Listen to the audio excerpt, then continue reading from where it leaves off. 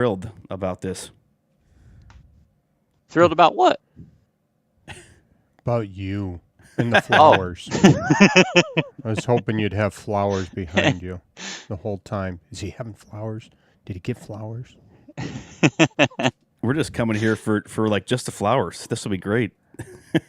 So that's you're working in your garage there? Is that what you got going on?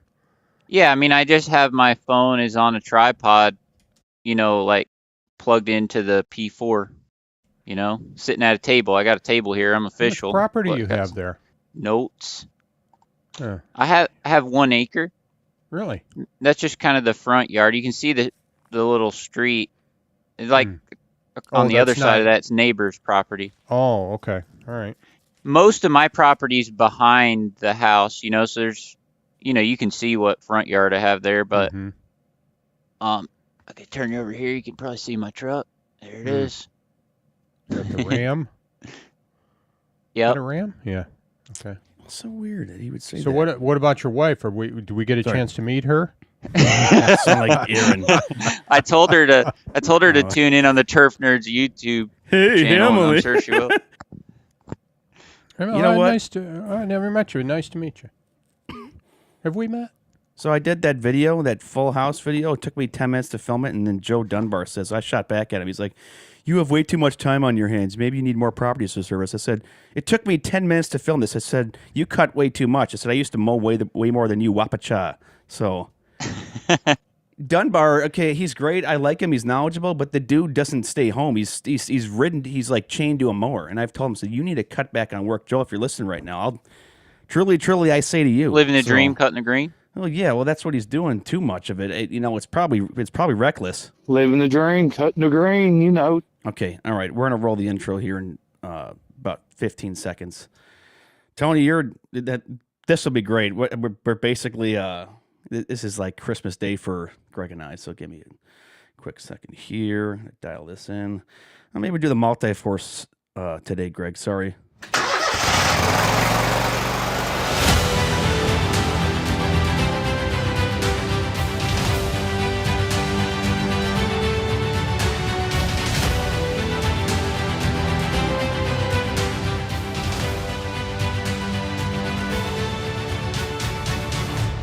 Greg, it's Christmas in July, isn't it? This is going to be really, really fun today.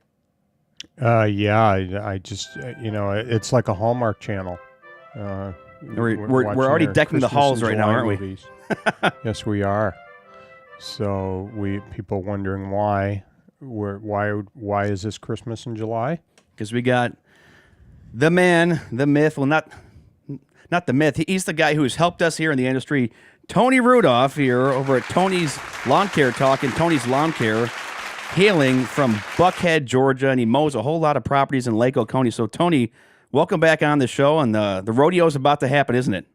Oh, yeah. We're about to buckle up. It's about to get a little wild, but it's great. I thank you guys for having me on here. I've been actually, I'll tell you about it, but my brother had a little chainsaw accident yesterday, and so I was up, it's hard to sleep last night. So part of it was because of that. And part of it is because I was excited to come on here with you guys because Christmas in July for me too as well. So yeah, here we is. Well, we talk about Greg. So the podcast launched in 2022, Greg, and I'm tying this in. Tony is a friend here in the industry. He's the type of guy that'll talk to everyone. He likes to be an organizer and get everyone together. And we launched the show. Ben and I did the first 16 episodes, and Tony he's always looking for a lawn care podcast, and he discovered the Turf Nerds, and then he sent me an email. Turns out he's a solid believer in Jesus, though, too, and he runs a mean and lean lawn care business down there in Georgia. Hey, and Greg, what do you think about his flowers? That's like I said, I was hoping he'd have flowers somewhere in his background, and when he came on, so yeah, he's got what are those? I can't tell. So those are white and pink Vinca, so Vinca. There you go. Eric Jones, turf teacher, is going to love that. So always identify the plant the right way. I'll be like, well, that's just a white and pink plant. Well, they're kind of like pansies, except for the leaves look different. The actual flower petal part kind of looks like a pansy, but but they're much more deer resistant, around here. And so kind of a better thing, several of my clients have them, in the corners and stuff for seasonal color. And so yeah, I just picked some up for Emily and put them in there. I don't know, it's been a month or two ago. And it's been hot here, so trying to keep them dry, keep them wet. Keep them dry. There you go. It shouldn't be a problem. just don't water them, right? That's how that one works. Yeah. We've been there. We've done that. But yeah, I woke up at 3, couldn't really sleep, so I was reading Luke 9, where it talks about, if we're ashamed of him, that he'll be ashamed of us before the Father. And then towards the end of Luke 9, it talks about to, not look back, to keep our mind ahead on the plow and don't look back. And, the people that do look back will, they won't receive the kingdom of heaven or something along those lines. And I was like, man, this is good. So we should kick it off with that, Yeah, like not looking back, and like Philippians, what does Paul talk about there in Philippians? Forgetting what lies behind and straining forward to what lies ahead. I press on towards the call for the prize of the upward call of God in Christ Jesus. So hey, we've all had mistakes and mess ups there in the past, and sometimes, Tony, we can dwell on the past too much, can't we? Oh yeah, absolutely. And Greg, haven't you been a past dweller? Or not now in your fine age and fine wisdom. Past dweller. Past dweller. Okay. I gotta go on my first Turf Nerds roast. I love it. I love the show now, and I just think it's so funny because for years, Evan, you would always talk about we don't have time to. We only gonna do it once a week. We only got 25 minutes. We don't have time to ramble. We're not gonna ramble. And then now, you're on here every day for an hour talking about UPS trucks, talking about all about that bass. You're talking about all these things, right? And I love it. I love the rambling because when I'm out mowing, I like listening to, just whatever random things are on your mind, maybe with a little bit of lawn care kind of sprinkled in. So your show is like the opposite of how it was like a year ago, but I like it. Just saying. Someone likes that. Well, Greg, I got to credit Greg. Like the much as we all like to make fun of Greg. Hello, this is Greg. Greg actually has way better stories than me, though, too. I feel like I'm kind of lame. Greg, you bring the humor to the show, don't you? Yeah. Yes. I do. Really? Yeah. You said that the deep voice is what really makes it better. You said that yesterday, Evan. Well, I might be one day behind on listening to the podcast. You could be several days behind. So. You're not missing much. Yes, we've been having fun. We've been enjoying it. It surprised me that when we do it once a day, I was thinking, how are we going to have content? And it's really worked out. I mean, like you said, once in a while we'll get off subject, but somehow, some way, we get back to where we're supposed to be. Having guests on is really part of the fun of it. Is just getting on and getting folks their perspectives and perspectives. Perspective, yeah, right. I'm just trying to think if it should be plural. Interesting, but, yeah. I think it's. Let's debate it here, Greg. Huh? I think it's just perspective. I thought it was just perspective because it'd be multiple views, wouldn't it?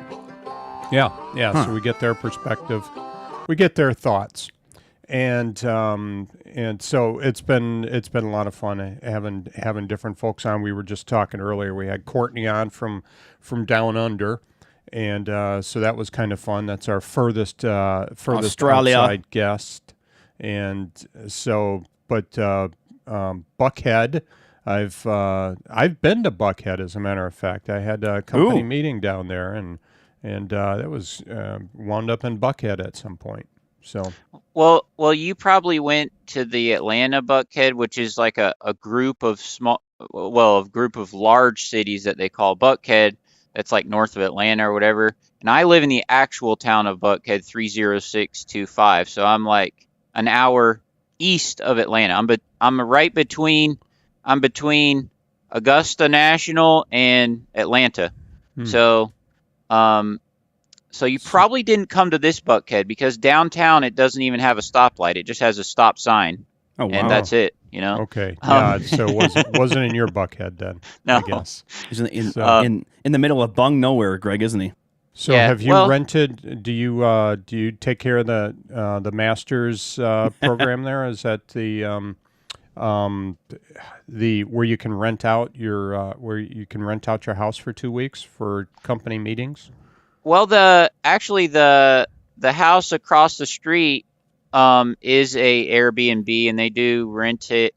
They have 50 acres across the street and has an in-ground swimming pool and stuff. And so it's the lady actually passed away, and so it stayed in the family. Her nephew has it. He lives down the road, and they keep the house and they rent it out on Airbnb, to make some money with it, kind of thing. Anyway, and they do rent that out during the Masters and just during the summer or whatever. But we're still an hour and 15, hour and 20 minutes, hour and 30 minutes, depending on to actually get to the Masters. So we're not like really close. I mean, that's kind of close, but I mean, like, there's people here that still rent them out because of the Masters. But the thing is we do live in a very golf community. Like, the neighborhoods I work in are, they have like high level golf courses. And so I guess what it does is during the Masters, tons of people come into the area because it inspires them to play golf here. You know what I mean? Kind of thing.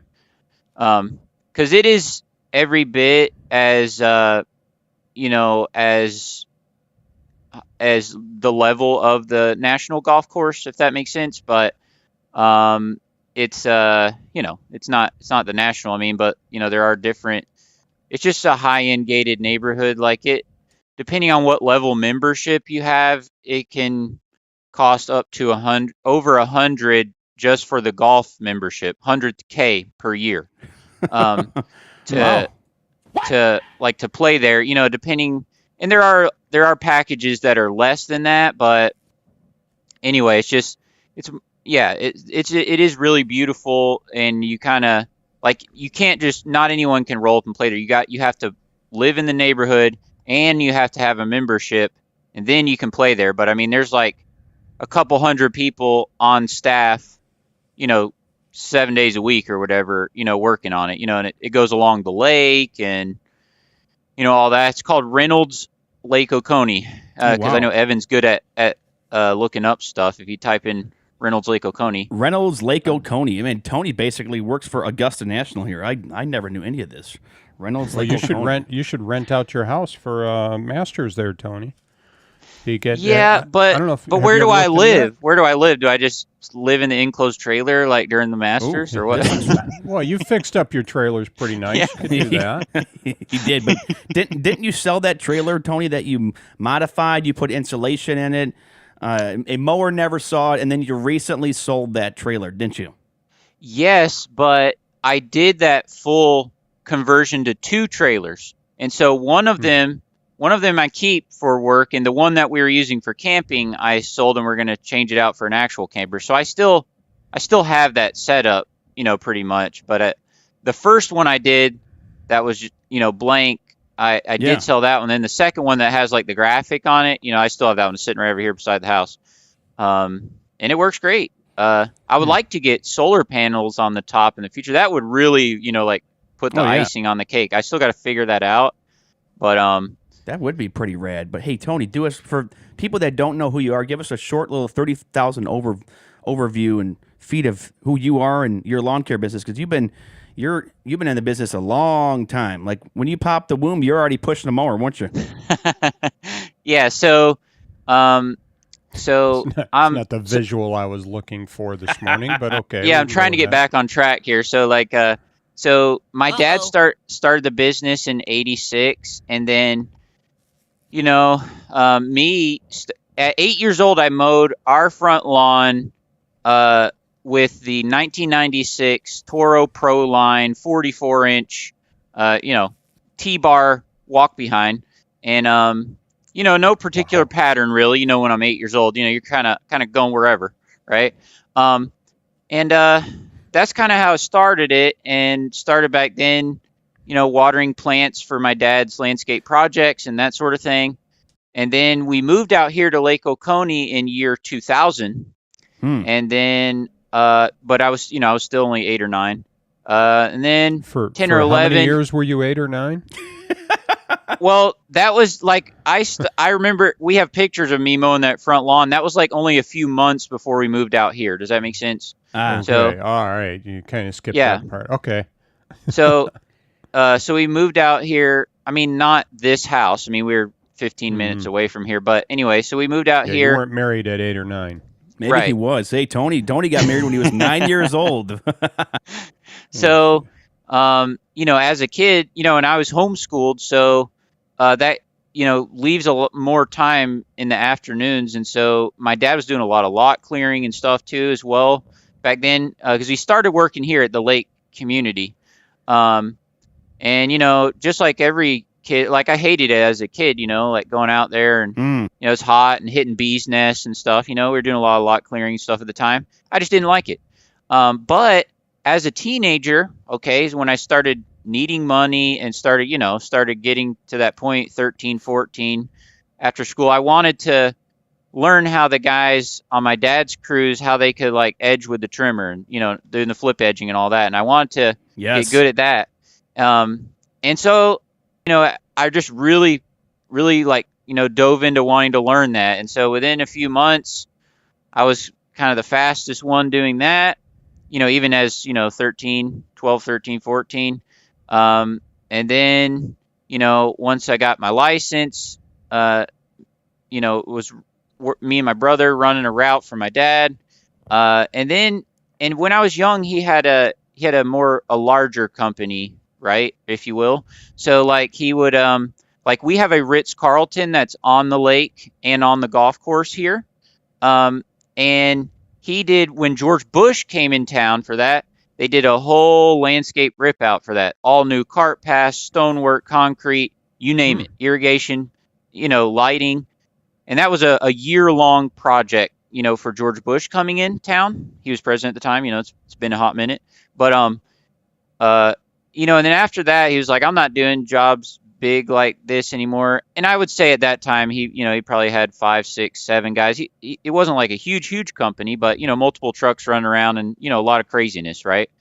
And then, but our plan was as I got an adult and as I, started dating and stuff, our plan was, if me and I have a brother too. I have one brother.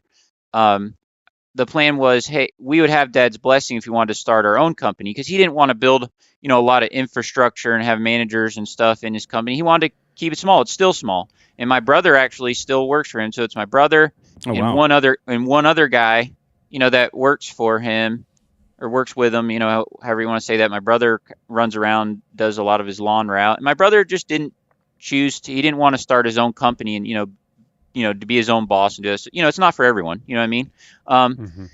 And so, but I did start doing it. I got that first lawn. Y'all know the ones.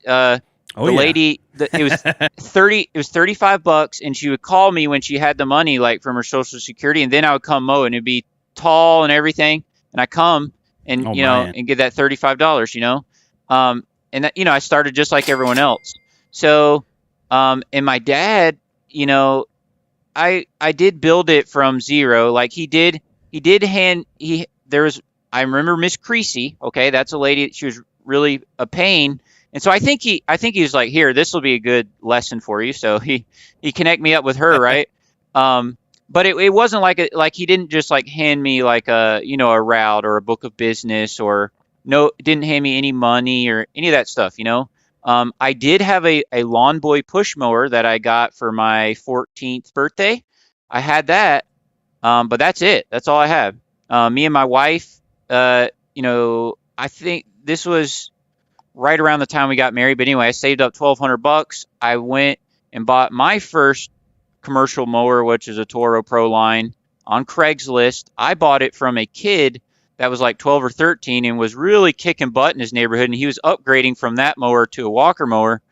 And so I bought his walk behind mower. And I had a borrowed trailer, and the walk that's behind how I mowers, started. Tony.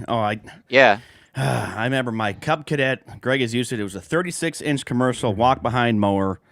No hydros on that. That was all belt driven, and that was like Jacob Wrestling God there with a couple of those matches. 'Cause if you sail it the wrong way, Greg, you can attest to, you can lose that thing and bye. That mower was a beast to try to I almost had it wrestle. into a shrub one time, and Evan said, "Let it go." And Yeah. if I hadn't let it go, I would have taken out a fairly large shrub. When in And it- doubt, just let go of your hands and have it Yeah. sail. And it's pretty cool because I remember like when the zero turn first become kind of widespread. So growing up, my dad had all different kind of walk behinds. He had Ransom's ones. Before it was called the Green Bobcat, it was called Ransom's Bunton, that kind of thing. They were green and they were walk behinds fixed deck. Like if you want to change the height, you got to move those spacers on the front, like you have to take the caster wheel off, change the spacers that are under and above the caster wheel, slide it back up on the frame, put the clip in the top, and then that's how you change your height, on the old fixed deck walk behinds, like the back wheel, I guess you couldn't really move the back. It was all fixed frame, so all you could do is change the front wheels. Anyway, so like I would say probably 03, 04, 05, we got the first, it was used, but we bought a Toro Z Master, sit down first, zero turn rider that I have experienced, and I was like, man, this thing is amazing. I took it out first day, mowed right over a doctor's bush in the back of his house because I thought, man, this thing is fast. And this is way before I was driving. I was probably only 11, 12, something like that. And my dad was, trimming, and I started mowing, and I was like, man, this thing's amazing. So I figured, okay, and it had the yard out back. It had a little slope, like where you would turn around. And I figured, because I didn't know, first time really running a zero turn. So I figured I'm flying over this hill, and I figured when I pull back on those handles, it's just going to slow down. I'll be able to turn around. But y'all know, with a little bit of slope, that thing just kept going, boom, right down the slope, right into the bushes, And it was a doctor's house that, lived in Rich Reynolds neighborhood. And man, so that was a learning lesson, first day out there, run that zero turn. And Bush trimming, aren't you? You're Yeah, already getting right there and to the pruning, Greg, wasn't he? That's one way to do it. Did you replace it or? Yes, and so that's what helped me learn the lesson because my dad, I'm grateful that my dad, he's not a gentle parenting, safe space, kind of dad. No, that's not that's not how my dad works, right? Yeah. So I paid for the bush. We went out there, replaced it, and that's the last bush that I ran over with a zero turn, And so, well, I ran over some, doing mulching up, doing some cleanups and stuff. But I guess the last one like accidentally, like that. It was a beautiful shrub, and I just sailed the thing right into it, But yeah, so we went from there, and I bought that first walk behind. Me and my wife got married, and what happened is like I was searching around for I'm just like everyone. I'm just trying to learn how to do. So I knew how to do the work, right? Working in my dad's company, but y'all know that doesn't mean I knew how to be a business owner, right? Like you grew up in it though, Tony. But I launched my lawn care business in 2010, and let me tell you, the lawn care social media really wasn't around then. And my dad helped me the first couple of years. We didn't know what we were doing. Praise God, I made any sort of money. But yeah, it's like you were born kind of into the biz, Tony. Shout out to your father, awesome man. It's like, but you probably didn't really know how to run a business though. You're like, well, Lord help me out here. Yeah. So that's where I was leading into. So 2012, we got married. I'm researching. I'm trying to figure out what blower I can buy and, saving up for that, all that. And then right around the end of 2012, 2013, I was Googling around and stumbled upon my first ever lawn care YouTube video, right? Jason Creel sitting in his garage. Back in the day, he used to sit on his garage and on his mower, sitting in the garage, because he used to mow and stuff back then. Lawn Care Life, is that what it's called now, his channel? Oh yeah, he's a great guy. We had him on the show. He knows a lot. Oh yeah. So he was the first ever one I seen, and then I quickly, somehow stumbled upon the Geek to Freak, right? And then went all down that rabbit hole, and that's how I met all the guys, started coming to the expo. And yeah, so I would be hooked on that thing, like, and I was, it was great. And I, even today, at 3:00 this morning, I think about, man, just how amazing is this community? Like every day I get emails of someone, that listens to my podcast or whatever, and so many kind things. I got a message last night from Mike from Kingfisher. Do y'all know him? He comes to the expo, super tall, I've really seen cool that guy. name. Yeah, I've seen that Um, name. Like he could squash me like a bug, you know. He was yeah. So anyway, it's just every day it's something like this, you know. And I'm just so grateful. At the end of the day, you know, sponsorships and this, that, and the other. What's really important is I'm grateful for the actual community at the end of the day, the actual It's huge. friendships that we have with all these guys, you know, and girls, but you know, it's a very low percentage of that. Y'all know what I'm saying? I'm not How's your wife doing? yeah. Yeah. So, and y'all got to have y'all even told yet, but guys are going to be able to crash your party. You're going to be on Pod Row this year, the Turf Nerd. So I want 50 people to be standing there and just bug you when you're trying to do the show. Just like, you know, We're gonna hand you have love, the Pod hand you Row love Turf notes, Nerds stuff. welcome like this. Hello and welcome. We got Turf Nerds here on Pod Row, but we're probably on Pod Row, Greg. But hey, Greg, we were talking about doing a meetup too, weren't we? Yes, meetup would be great as well. Yeah, we're trying to. I didn't know we had ourselves set up on Pod Row, so that's news to me. So, How did Evan not tell you that? Maybe I did. I don't know. Greg and I go back and forth. Sometimes we just blow each other up, but maybe I missed that. Okay, well, I'm sorry, but Greg. No, the I'm sorry. yeah. So, but yeah, and we've got a couple other things that we're trying to kick around as well. Oh yeah. So Well, for guys out there, what had happened is they started this Pod Row thing. Naylor kicked it off the idea to the Quip Expo. He has a couple guys, and then I told him, I'm like, man, if you ever want me to help like expand this thing, you know, I know a lot of people, and he even tells me that he's like, man, you know, a lot of people, you know, just in the community and stuff like that. And then, you know, a couple years later, they let him expand the area more to get more tables and you know, allow it to have more going on, right? And then even the guys that are normally on it, I'm coordinating, you know, kind of organizing them too.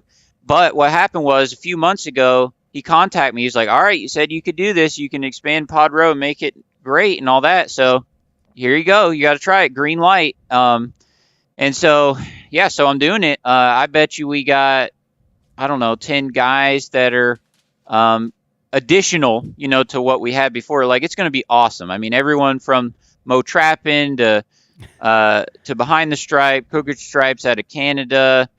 Still trying to get a hold of a few more of the hardscaping podcast guys. I've communicated back and forth with them, but try to nail down times. But I mean, there's so many guys. I wish I had my list. My list is on my phone, and my phone is streaming right now. But I have it all written down in there. But it's going to be awesome because right now that is the primary way where I, you know, consume content. You know, just while I'm out mowing. I'm out mowing every day, and I love it. You know, the guys that make podcasts. You know. And it's great. And this year, it's going to be awesome. So I invite all you guys listening to come out, visit Evan and Greg. They'll when it gets closer, I'm sure they'll tell what Hello, times. this is Greg. I think they're going to stream it each morning and do that live like they do it now. There when they're at the expo, which would be really cool. I know they'll probably invite some brands and this and that. You can jump on other people's podcasts. I mean, it's awesome. And when you say and invite brands, what do you mean? Are they going to have their own show, or they're going to invite them to come on shows? No, Well, we could I'm just just- set up there, Greg, and then have them just come over to us and Yes. to do an interview there.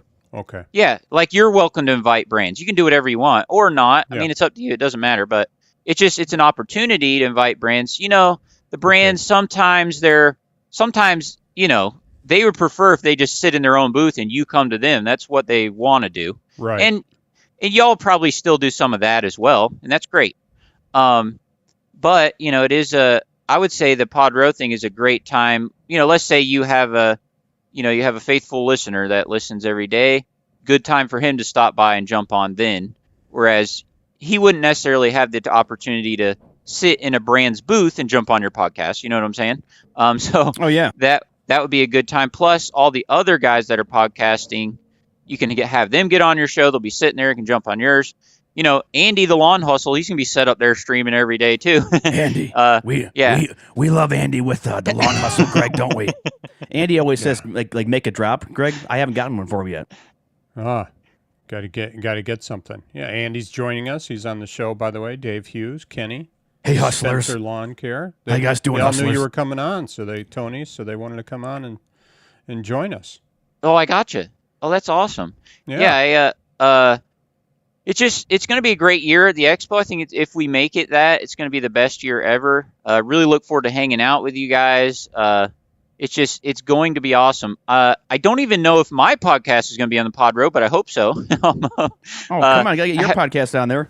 Well, I haven't even got that far to like ask about it, or maybe I'll like just do it on some time slots when other people are not there or something. I don't know. But yes, I will be hanging out there. My main purpose is to show up there, whenever the person shows up for their podcast, just to make sure they got set up what they need. If they need to borrow a cord or something, just to make sure that, when they set up their podcast, that it can go smoothly, on the back end or whatever. And then, that is my main thing, to be there when it's their time, just to make sure I'm there to, make sure they're comfortable and know what to do and whatever like that. But also I want to use it as a time where, if they want to come hang out with us, come hang out, because I will be there a good bit. And that is a good time to tell people like, hey, if they want to meet up or something, if you want to meet up with me or Turf Nerds or whatever, be a good time. My dad will be hanging out there. And it would be a good time to do that. And I hope you guys make a big meetup. So I was, don't tell anyone, because I wasn't going to tell anyone on my podcast, but usually I do the El Nepal thing. There's way too many people last couple years, and then last year was really too many people. It was really too many people. So what I was thinking about doing is like, let's say the people that like have my number and they reach out to me like, hey, are we still going there? Boom. And we go there with, 10 or 12 people or something. I thought about doing that, not announcing it in my podcast or anything, which I guess I'm sort of mentioning it on someone else's podcast right now. But I would be inclined to just cancel it altogether if Turf Nerds has a replacement meetup that night. Not cancel it, but just move it, transition it to what you're doing. Does that make sense? Oh yeah. Do them both at the same time, or just say, hey, we're gonna let Turf Nerds do their own, and I'll just tag along. Well, we could whatever would feel like it would support everyone the best. If you want to say, hey, we're just combining them together, that's fine. We'll if just you do want it to at say, El Nepal.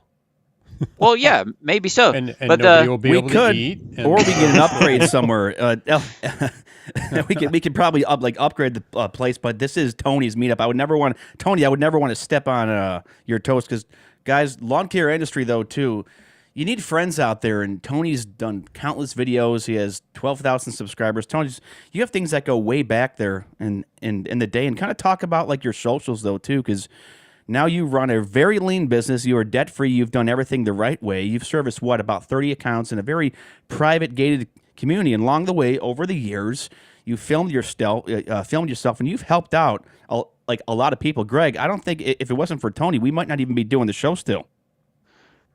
No, you've been a big help to us and a lot of other folks out there in the community. So it's been really good. And the thing is I mean, we're just out here to help each other out. Hopefully, there's no competitive edge there, but.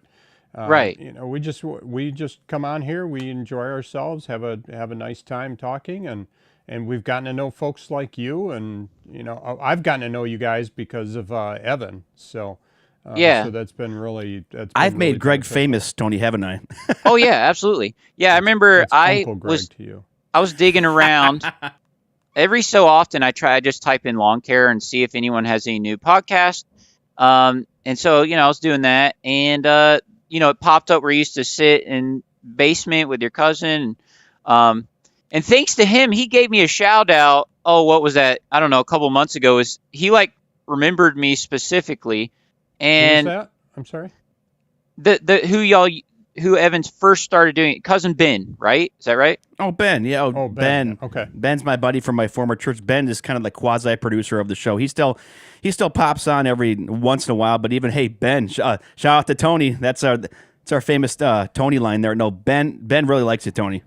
Yeah, I mean, and that was crazy. I'm like, how does he even know who I am? I didn't know that he would even know who I was. And so I was mowing someone's yard over in Reynolds, and I heard that, and I'm like, man, I got to thank him, but I don't have his number. I have no idea I'll find give you his Ben, number but off here. Yeah, I'll give you his number so you get some random 706 guys. Tony's number is 706 Fort. So, so shout out to him, and so that's how it started. I reach out to him. No, sorry, I just reach out to. I didn't know who I was reaching out to. You know, I track down turf nerds. I send an email, and I do the same thing that I do all the time when I find someone new. That's like when I contact our man, Andy or whoever it is, and I just email him like, hey, you should jump on my show, whatever. Or I could come on your show, and I enjoy listening to your podcast and stuff like that. Did the same thing with Turf Nerds, and then that's how I started a relationship. And then Evan was like, hey, my brother's in seminary down at the expo, and I was like, you should come to the expo. And then he showed up one time, 1 year, and that was really cool. And then I think you didn't come for a year or so, maybe had a baby or something. A baby. Isn't that a good memory though? Tony remembered that Drew was at seminary there at the expo. Like I had mentioned that once. Yeah, I may have forgotten that he was at seminary down there. Way to go, Uncle Greg. So anyway, that's how I try to just find whoever I can. I'm not a famous social media guy, but I'm not scared to go up and talk to anyone or send them an email or whatever. And so it's been pretty cool. And so I started YouTube, I think back in 2009, 2010, whenever it first started. Because this is another tangent, but I'll try to make it quick, right? But I had I grew up during those times, teenage years. I would say starting maybe 16 through all the way up until I got married. But I raced radio control cars all around the Southeast, and so I didn't know much, and you have to rebuild differentials, they're 4-wheel drive, rebuild shocks, between races in order to keep going, and even between heats during the day. So picture guys are there just like a dirt bike track, right? But they're remote control cars. And so, nitro and electric and all that. 1/8 scale buggy, if Evan looks that up, 1/8 scale nitro buggy, you'll see what they look like. And so that's how my mechanical mind started because in a fun way, if I wanted to keep racing, I had to learn how to fix my stuff, right? Oh, yeah. And so, as I started running higher levels of that, you really get good at, learning tolerances and tightnesses and shimming things and just all this stuff, right? And then that I am super grateful for those years of my life because that transfers to everything. It transfers to fixing my mowers, fixing my truck, It's just a small version of that, right? Once you can get that mechanical mind, once you can get that going in your mind, you can fix anything. If you can have the patience to think, okay, why is the problem? What's causing this? Let's test some things. Let's dive into this, right? And then now here I am 15 years later, 0 mower shops. I don't use any mower shops, Tony fixes everything. Yeah. And so, number one, the Hustler dealer's an hour away. So, I'm not driving no hour away to get a set of blades, you know what I mean? So, no way, each way. So, that's why, I had to start figuring out, how to, on all these mower brands websites, you can pull up the schematic, the parts diagram, and then you can find the part numbers for every single part on your mower. And then in 2026, you can order anything, even OEM parts, you can order whatever you want, right? So that's what I do now. And then for several years on YouTube, but what I'm saying, back in the RC days, I had a little RC show. We had the Georgia Forum back then, which is, this is before social media. We had forums, right? And so it was called Tony's Talk Tuesday. And me and my brother go on there and do all this silly stuff. They're still on my channel. I didn't pull them down. But please, guys, don't go back and look at those because that's embarrassing. The stuff that I was doing back then. I'm trying to go find that now, Tony. Thank you. Yes, Tony's Talk Tuesday. The phones and videos back then, they weren't. It's more grainy than it is now. And YouTube was young, and so. But yeah, Tony's Talk Tuesday, we did a lot of those for the RC forum back then. It was called, and so local people in Georgia, would watch it. Me and my brother did it. And this was I knew nothing about lawn care social media or anything, or nothing about social media in general. I didn't have no Facebook, nothing. This was just, YouTube was just a platform to put a video file so that I could put it on the forum. Does that make sense? Oh, yeah. It was just like a carrier to put embed the link in the forums. You could embed it back then and it would show it, And so that's how I did. That's how I started YouTube. And then, years later, as I get married, start my business, find the lawn care social media, and then I figure, well, I should contribute something. So that's why 2013, 14, whatever, I start my channel. I have 900 something videos. Still not famous. So if you break that down, man, it's not a very good growth, schematic or growth graph as you go from there to here.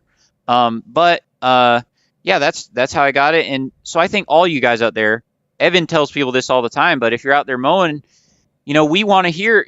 There's only like 5 active lawn care podcasts, and maybe 10 at the most, but maybe 5 that are real people out there running real businesses, right? There's not that many of those. There's only a few. And so you guys out there, you got something to contribute. You get the Spotify for Creators app. It's free on your phone. Drive in your truck and start recording a podcast. I still think you should do that. And so that's how I started YouTube. I knew that I'm not real good at speaking or any of that stuff, but I was like, man, I was gaining so much from all these guys on YouTube. I'm like, I got to contribute something, right? And then so that's how I started. That's how I started YouTube. Did a lot of project mower builds over the years. And those people love watching those. So did a lot of that. Used to vlog every day. I was out there showing every single yard, I was grinding back in the day. Maybe I need to get back to some of that. I need to get more active on my podcast. But at the end of the day, all that is for it. All that it contributes to the value, the value of just the community. I never was doing it to try to be a YouTube star or anything. I'm not against that. I would love to be a YouTube star or a podcast star or whatever, but if possible. But Tony's famous. Yeah, the biggest value is just the community. It's awesome. That's how I know you guys. That's how I know all this. And man, when I go to the expo, I'm gonna get excited. It's hard for me to not just dance and freak out the whole time I'm there. But I try not to. So. Yeah, don't do that when you're out on the grounds test driving a mower. I mean, I know that that Cameron has several videos of me dancing. I don't know if he ever posted them. Hopefully he didn't. But yeah. Get So Cameron on the show as well. Cameron's like a wizard. He's too hard to get on. Like I got him on once. He says he's like busy, but you have an hour drive. Just call in for 10 minutes. And I go, Cameron's great. He's been my quasi social media coach though too. Same with our buddy Phil Shurkin. Churkin. We haven't played this drop here in a while, Tony, and we have to. It's been a long hot minute. Oh, I gotta hit the gas station. I gotta hit the dumper. He hates me, probably. That's okay, Greg, isn't it? That's why he never comes on the show, probably. Yeah, he's probably like turf nerds trying to. Hey, Phil, we're catching up to you there on the socials. Only like what, about 900,000 subs to go, right? We're slowly getting there, Tony, aren't we? But hey, Tony, we got about 6 minutes left here, and then we got to go cut that grass and make that cash. Or as Joe Dunbar says, Living the dream, cutting the green, Tell us what's going on with your lawn business in like 4 minutes. Okay, sweet. So I started just like everyone else. I was doing the lady waiting for Social Security check, $35. A 20-mile radius, probably, maybe 30-mile radius. Wherever I was getting a call, I was going over there bi-weekly or whenever they called me and I was mowing it, right? It would be, I'll be bush hogging. Y'all know how it is. Y'all have been there or, when you start your business, right? That's exactly how it started, just like everyone else. And then so instead of growing my company and doing the cruise and all that stuff, so I've just narrowed it down to this. Reynolds Lake Oconee is only about 8 miles away from my house. And there's a lot of houses. I think there is 3,000 houses in there. Okay. Wow. But you cannot, most of them, the neighbors are not even close. Like there's woods in between. Like there's a lot of land. Does that make sense? I'm sure Evan, he's great at Googling, so he can probably pull up the circumference of all the land they own and all that, but man, it's a lot. So it's on the lake and it's a golf community at the same time. So that's what makes it really valuable. Does that make sense? There are places where it's golf course on this side of the house, lake, view on this side of the house, kind of thing. So I just narrowed it down because, the strictest covenants of any neighborhood, probably around the country or whatever, are there. Like you can't have an extra car that's sitting outside that's not in the garage for more than 24 hours, like there's and you cannot let your grass just grow and do once a month cut. Like they don't even allow you to do that, right? And And the people that have money to buy houses in there, they're, the cheapest one off water, not on the golf course, not on anything, just, on a main, just on, on one of the roads is like 1.5, million or something like that. So Wow. people that are in these brackets, right? They're insurance people, they're doctors, they're whatever, or they're retired. And so, 90% of people live in those neighborhoods, not cutting their own grass, you know what I mean? And dealing with this heat and all the crazy weeds we have here in Georgia and the crazy shrub growth and all, they're not doing that. So it's a good opportunity on a neighborhood that's pretty close by my house where I could get a bunch of people that I know would pay for my services into one neighborhood, right? And so that's what I do. So nowadays, that's what I do. I work for 32 clients. They're all card on file or ACH. And I've done that for several years. And it's a lot of work, because I oversee everything. Today, I got to go out and make some drip line into these big potted plants where they added new flowers and stuff. And so, like, I oversee the irrigation. I oversee, all the weeds in the beds and all the shrub trimming. Most of my houses have hundreds of bushes, right? And they're tall ones, big ones. And so I'm out there mainly with Milwaukee equipment, getting after it. So that's what I do, Greg, he was within 4 minutes. Holy smokes, right? Yeah, he did a great job there. So you're doing all the weed. You do all this stuff yourself. You don't have a crew. Yes, correct. Wow. That's correct. And they're every week, 12 months a year, every 7 days, Bingo. That's what gets you all that revenue coming in. Greg, we don't have that ability. We can't go hedge trimming when we have snow, can we? No, it makes it kind of hard. So it makes it difficult. How big are these lots? So most of them, I would say, are around 3/4 acre. But I have one that's 3 acres inside that neighborhood, and that is a very valuable property because it's on the water and it's 3 acres and there's woods, and I clean up all the limbs and the trees are protected. So all of them all the houses kind of look like they're in the woods, if that makes sense. So that's another thing. Haul sticks. We do what we do, Okay, your brother here, you said he had a chainsaw accident. What happened? Oh yeah, yesterday.